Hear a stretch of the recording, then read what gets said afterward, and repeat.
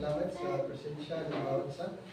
At maraming salamat din po, Panginoon, sa inyong faithfulness sa church na ito. At praying, Father God, na kayo po ang patuloy na mag-bless sa church at sa mga church members at maging sa bawat isa, Panginoon. Sa aming pagpapatuloy, hiling po namin na patuloy niyo pong proteksyonan at tulungan at lalong-lalo na sa pangunawa ng inyong banal na salita. Salamat din sa inyong banal na Espiritu na siyang magbibigay din po sa amin ng pangunawa or enlightenment sa aming kaisipan. At sa aming pagpapatuloy ay hiling po namin na gabayin niyo kami hanggang matapos po ang aming gawain. Sa iyo po namin pinagkakatiwala ang lahat sa pamamagitan ng aming Panginoon Jesus. Amen. Amen. So ito po ay pag-usapan natin regarding the steadfast in the faith. So ito po yung naibigay sa akin na theme. So steadfast in the faith in what?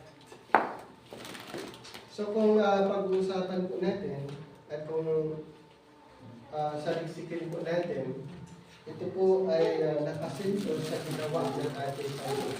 Steadfast in the faith in Christ finished work. Okay? So, ang verse na binasa po sa 1 Corinthians 15, verse 58. Therefore, my beloved brethren, be steadfast and movable, always abounding in the work of the Lord, for as much as you know that your labor is not in vain in the Lord. So dito po sa context, kung ating pag-uusapan, ito po ay patungkol sa mga believers na patuloy nagpapatuloy sa gawain o sa ministry ng ating Panginoon at maging hanggang ngayon. So ngayon, i-explore natin ang ating topic regarding the steadfast in the faith. So ano bang ibig sabihin ng steadfast na ito? To hold one's ground, maintain a position, and persevere.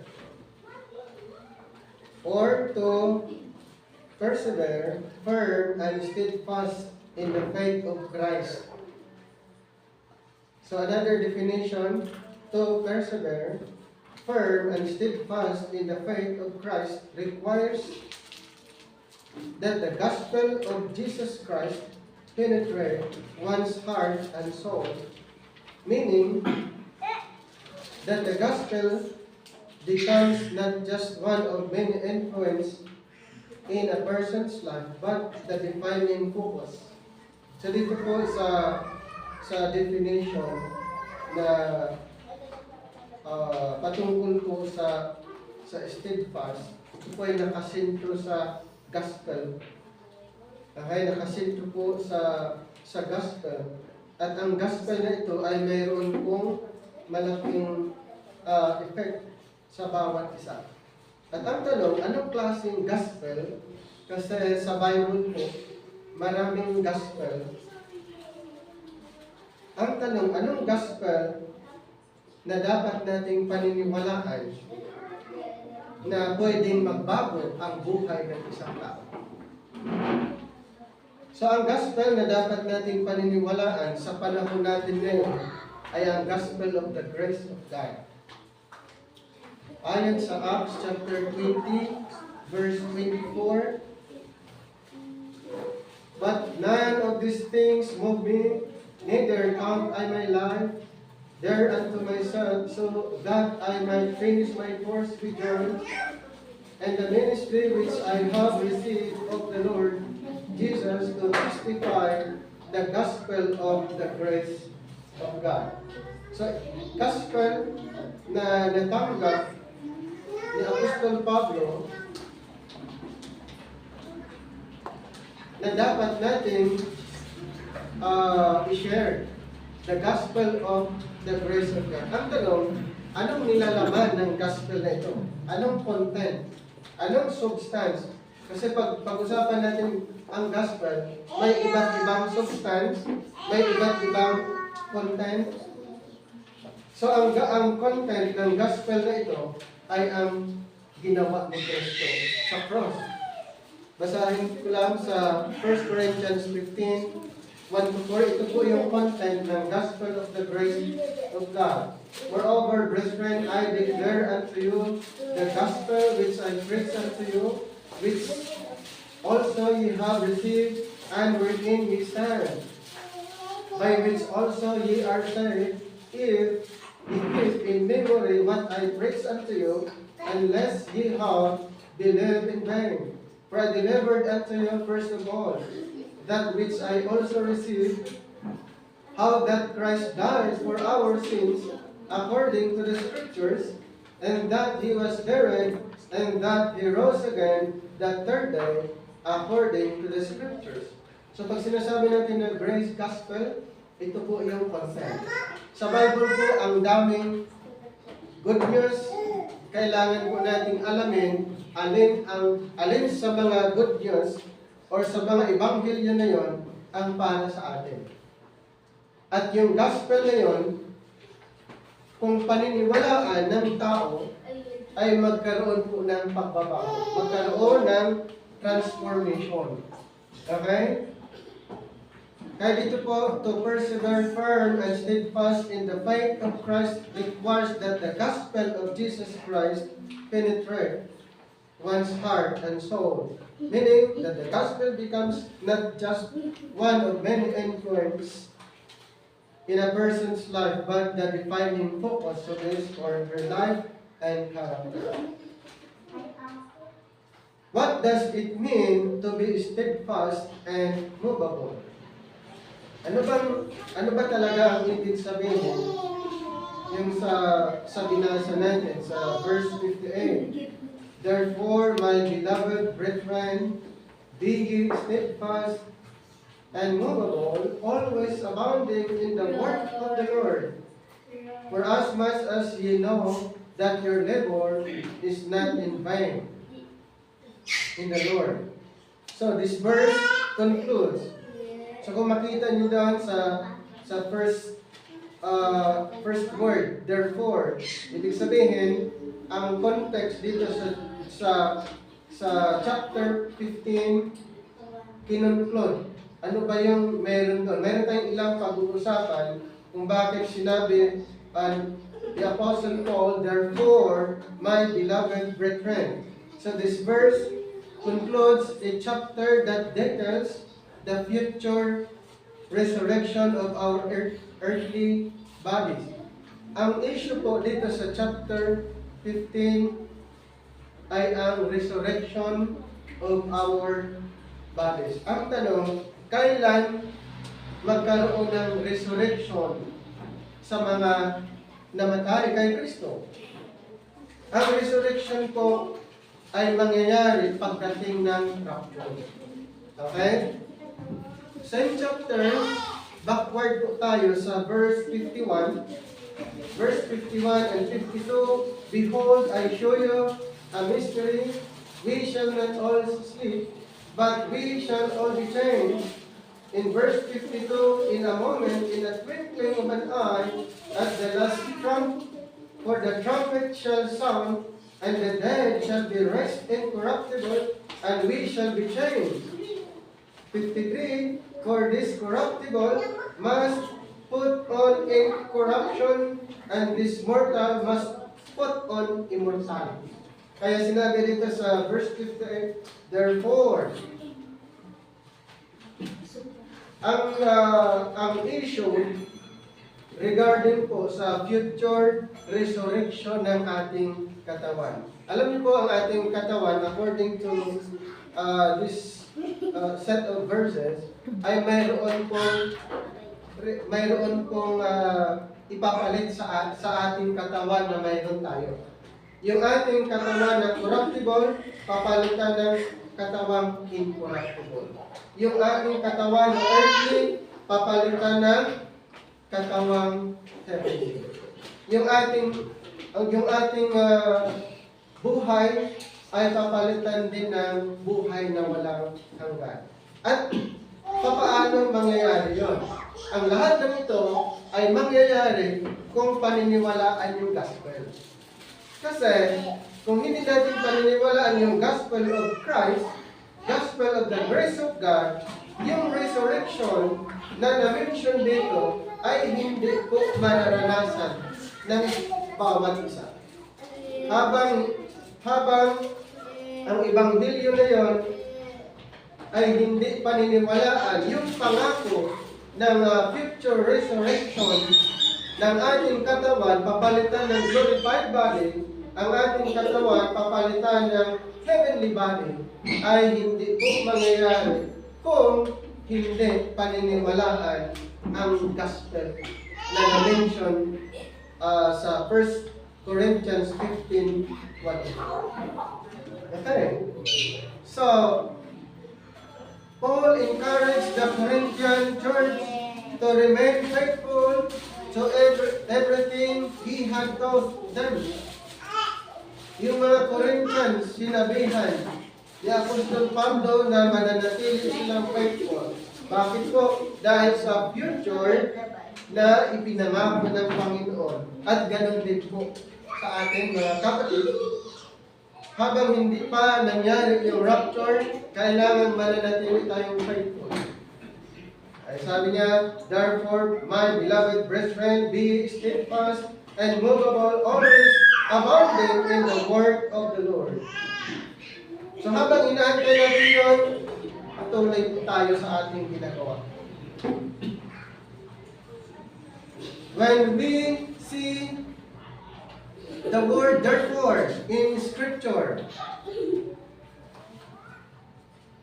we should always back up to see why it is there. What is the therefore? Therefore. Ano ba ang ibig sabihin kung bakit ito ay sinasabi? So, may mga issue dito po sa chapter na kinonklud ni Apostle Paul, at isa nga po yan, yung regarding sa resurrection. Regarding po sa ating katawan na papalitan into glorified body. At yung mga namatay na kay Kristo ay bubuhayin at papalitan ng glorified body. May isang verse na nagpapatunay din ng ating katawan ay papalitan katulad ng katawan ni Kristo. Philippians chapter 3, verse 21. Philippians chapter 3, verse 21.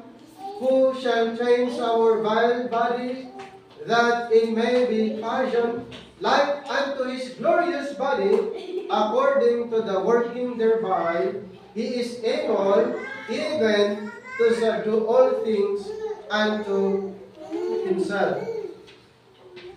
Ang ating katawan, pagdating ng panahon, papalitan ng glorified body, katulad ng katawan ng ating Panginoon nung siya'y nag-resurrect. So, ganun po. So, the word usually indicates the word therefore as summation of what was previously stated. In this case, Paul addresses those who had fallen away from his original teaching on the resurrection. Dahil po mayroong hindi naniniwala doon sa teaching ni Apostle Paul regarding sa resurrection. Marami po, pero sinabi ni Apostle Paul dito, therefore, be steadfast and movable. Kaya, nung sinabi ni Apostle Paul, mayroon po siyang gustong i-emphasize doon sa mga Corinthian church. At ito nga po patungkol sa future resurrection. They were embracing mercy and introducing the destructive ideas contrary to the gospel. Ulitin ko po, they were embracing heresy and introducing destructive ideas contrary to the gospel. Paul restates the truth of Jesus' death for sin and bodily resurrection, and then exhorts them to remain firm in the teaching. So aside from the resurrection of our body in the future, na-mention din ni Apostol Pablo yung ginawa ni Kristo. His death, burial, and resurrection dito sa 1 Corinthians 15, sa binasa po natin kanina, sinabi din ni Apostle Paul sa verse 3 to 4, "For I delivered unto you first of all that which I also received, how that Christ died for our sins according to the Scriptures, and that He was buried, and that He rose again the third day according to the Scriptures." Dahil kung hindi nag-resurrect ang ating Panginoon, ang ating paniniwala po ay walang saysay. Anong sinasabi sa verse 11? Verse 11, "Therefore, whether it were or dead, so we preach, and so ye believe." 12, "Now, if Christ be preached that He rose from the dead, how say some among you that there is no resurrection of the dead? But if there be no resurrection of the dead, then is Christ not risen?" 14, "And if Christ be not risen, then is our preaching vain, and your faith is also vain." Halimbawa, kung walang resurrection, kung si Kristo hindi nag-resurrect, yung ating paniniwala po, useless. Yung ating paniniwala po ay useless kung si Kristo ay hindi nag-resurrect. Kaya malinaw po dito sa sinabi ni Apostle Paul sa mga Corinthians regarding po dito sa resurrection ng ating Panginoon, and then yung future resurrection din na maranasan ng mga believers. Kaya sabi niya, "Therefore, my beloved brethren, be ye steadfast and movable, always abounding in the work of the Lord." Bakit po? Dahil mayroon siyang pangako na in the future, sa future po, ay ang ating katawan ay papalitan ng katawang panlangit. Kaya pala, sinabi ni Apostle Paul sa mga Corinthians na ito, "Not is to be steadfast and movable, is to be spiritually grounded." So kanina po, na-mention natin yung what does it mean to be steadfast and movable. So na-define po natin. Ngayon, pangalawa po, to be steadfast and movable is to be spiritually grounded. Ang tanong, paano kaya ang bawat isa maging spiritually grounded? May sinasabi sa Ephesians 14. Ephesians chapter 4. Paano ba ang bawat isa maging spiritually grounded? Sa verse 14, "That we henceforth be no more children, tossed to and fro, and carried about with every wind of doctrine, by the sleight of men and cunning craftiness, whereby they lie in wait to deceive." Alam niyo po yung tossed to and fro. Dito po, sinabi sa verse na ito, hindi na tayo katulad ng mga bata. Yung tossed to and fro, yung pabago-bago, or walang stand. Okay? Kung may mga, ang sinasabi dito, be no more children, tossed to and fro, and carried about with every wind of doctrine by the sleight of man, and cunning craftiness whereby they lie in wait to deceive. So, walang stand at pabago-bago, at hindi makapag-decide kung ano ba talaga. Ito po pinag-uusapan ay yung teaching. Ano ba ang teaching na dapat nating tayuan? Ano ba ang katuruan na dapat nating i-share? Kung salvation ang pag-uusapan, dapat alam natin kung ano ang gospel ang ating ipapangaral. At na-mention natin kanina, ang gospel na dapat ipapangaral ay ang gospel of the grace of God. Ang content ng gospel na yon ay ang ginawa ni Kristo sa cross. Kumbaga, ang ating paniniwala ay nakasentro po sa ginawa ng ating Panginoon. A steadfast person knows what he believes and cannot be tossed back and forth by the waves, yung tinatawag na wavering faith, and blown here and there by every wind of teaching. So yun po yung steadfast. Kaya maganda yung tema natin, steadfast faith. Steadfast. Ang tanong, tayo ba ay steadfast sa pananampalataya? Dapat yes. Kahit anong mangyari, alam natin yung ating katuruan. Alam natin yung ating pinaniniwalaan. Pag hindi natin alam, doon po napakahirap po. Katulad ng isang bata, hinahalitulad po dito ang isang tao, tossed to and fro. The steadfast person knows what he believes that and cannot be tossed back and forth by the waves and blown here and there by every wind of teaching. So an unmovable person can hear false teaching. Ulitin ko, an unmovable person can hear false teaching, engage doubters, and defend truth without it shaking his own faith. Ang ganda po.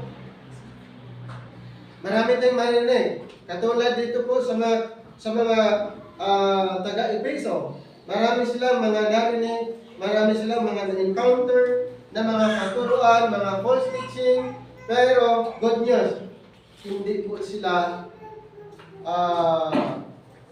na katulad ng mga bata, tossed to and fro. Hindi po sila agad-agad o hindi sila na-deceive dahil alam nila ang kanilang pinaniniwalaan. At ganun din tayo.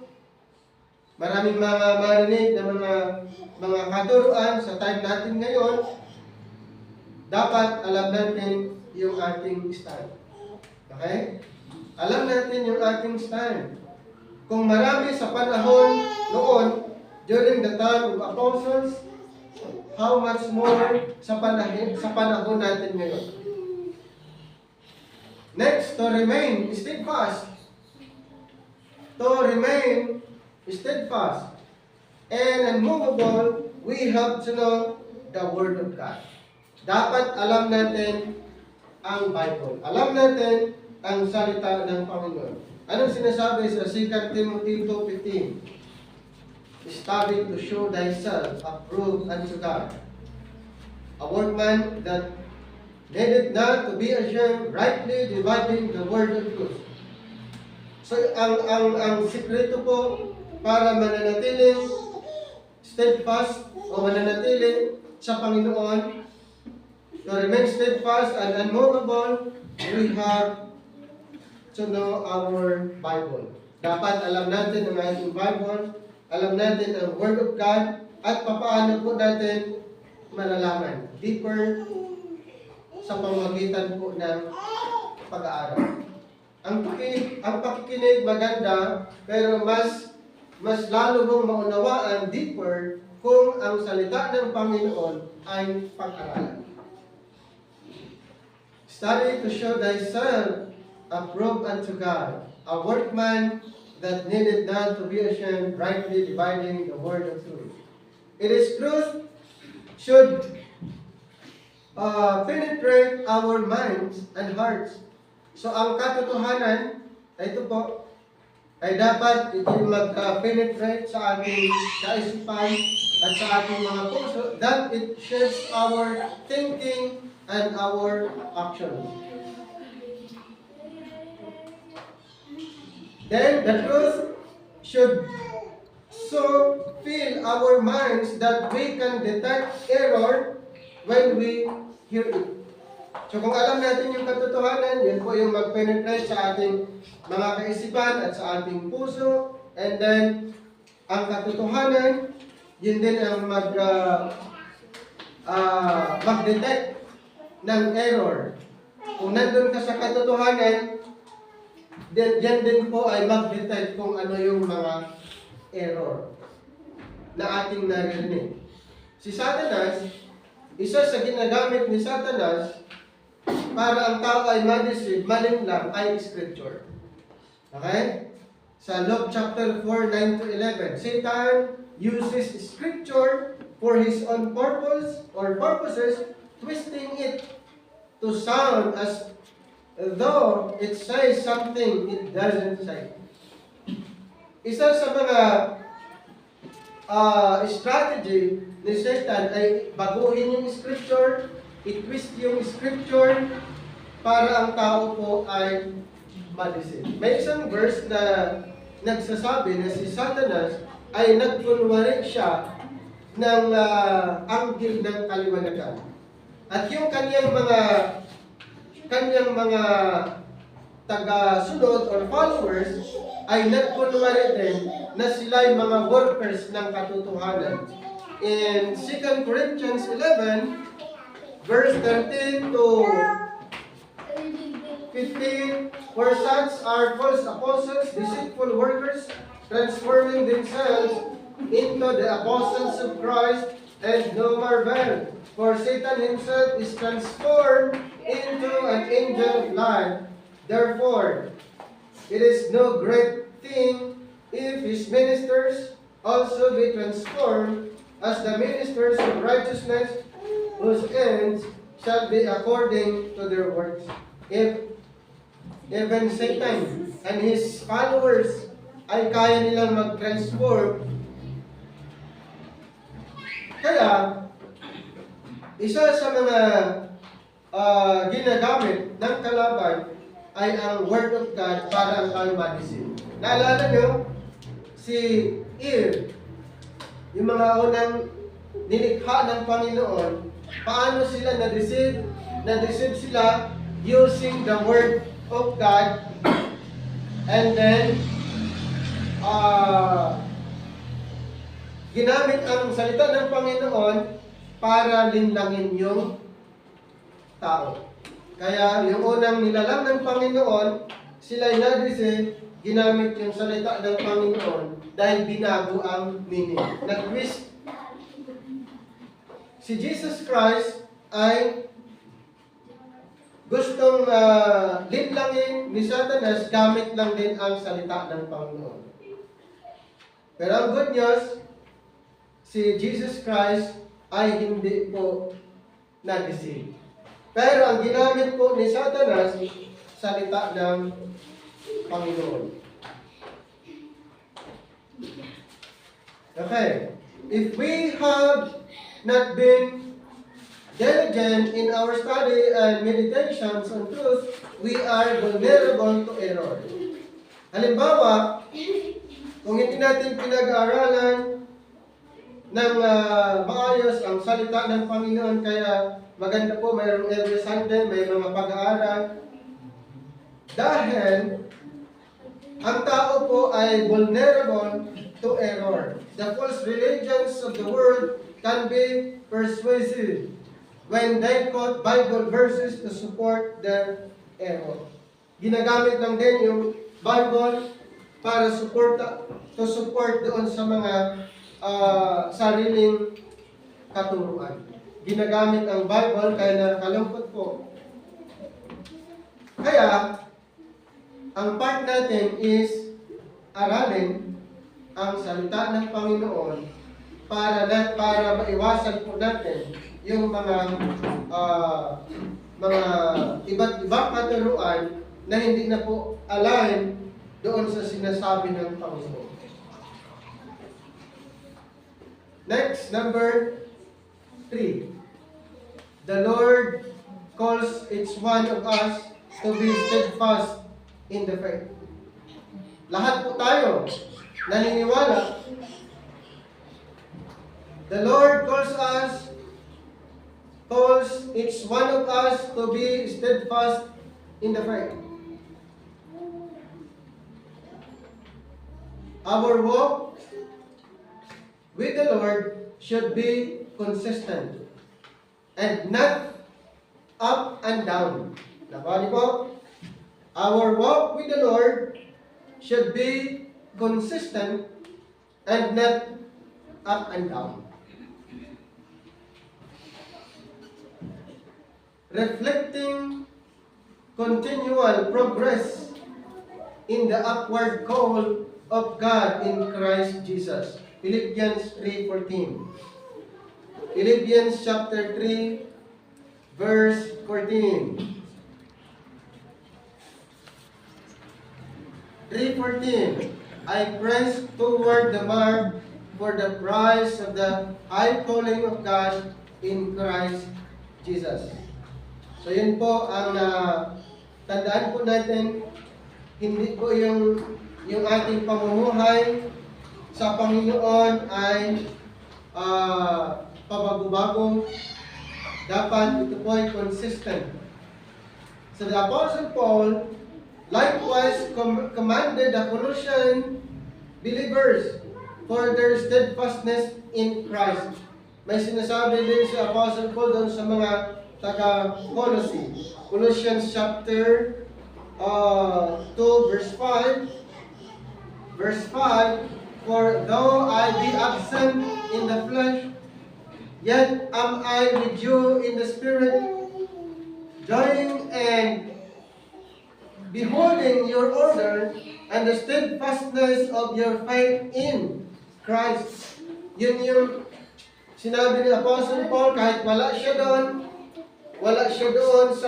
sa Colossae, pero sinabi niya, but also urge these same believers to continue in the faith and to be grounded and steadfast in the gospel, so that they would not be moved away from the hope of the gospel. Yan yung sinabi ni Apostle Paul, para hindi sila lumayo doon. Dapat mananatili silang faithful, steadfast in Christ. May isa pang verse sa Colossians chapter 1:23. Colossians 1:23, if ye continue in the faith, grounded and settled, and be not moved away from the hope of the gospel which ye have heard, and which was preached to every creature which is under heaven, whereof I, Paul, am made a minister. Kaya sinabi dito na ang mga believers dapat magpapatuloy po sa paniniwala at dapat grounded and steadfast in the gospel. At na-define po natin kung ano yung gospel na yon na dapat natin panghahawakan at dapat may ibang buhay. The gospel of the grace of God. Bilang pagtatapos, sa Colossians chapter 2, 5-7, for though I be absent in the flesh, yet am I with you in the spirit, enjoying and beholding your order and the steadfastness of your faith in Christ, as ye have therefore received Christ Jesus the Lord. So walk ye in him, rooted and built up in him, and established in the faith, as ye have been taught, abounding therein with thanksgiving. I rejoice to see your good order Sabi ni Apostle Paul, and steadfast of faith in Christ, steadfast means firm and unwavering. Ulitin ko po, ang steadfast dapat firm and unwavering. Hindi po yung pabago-bago or wavering ang paniniwala. As far as your position in Christ, who He is in you, who you are in Him, you are unmoved and firm. Paul said that he could see the stability of the Colossians even though he was physically absent. When you live with the consciousness of Christ in you and who you are in Him, your steadfastness is unshakable. 1 Corinthians 16:13, to stay true to the Lord, study God's Word, and stay in fellowship with other believers. Okay? Stay in fellowship with other believers. To persevere firm and steadfast in the faith of Christ requires that the gospel of Jesus Christ become the defining focus of one's life. Mga kapatid, tandaan po natin na dapat ang ating paniniwala ay built up, rooted, established doon sa ginawa ng ating Panginoon. Wala na pong iba. Okay? Wala na pong iba. Dapat tayo mag-remain sa ating paniniwala at maging steadfast po tayo.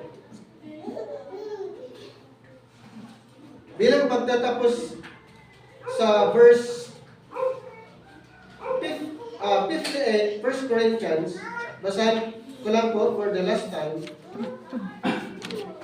15:58. Therefore, my beloved brethren, be steadfast and unmovable, always abounding in the work of the Lord. For as much as you know that your labor is not in vain in the Lord. Tayo po ay manalangin. Panginoon, maraming salamat sa inyong banal na salita na aming pinag-aaralan. Maraming salamat sa inyong banal na Espiritu na nagbibigay sa amin ng understanding or enlightenment, pangunawa. Nawa po ang mga bagay nito ay may tatak sa aming puso at isipan. Maraming salamat po. Maraming pinagkatiwala po ang lahat. Maging ang mga activity this afternoon, Panginoon, ay aming pinagkakatiwala din po namin sa iyo. Maraming salamat po at sa iyo po namin pinagkakatiwala ang lahat sa pamamagitan po ng aming Panginoon Jesus. Amen. Maraming salamat po. Happy Church Anniversary.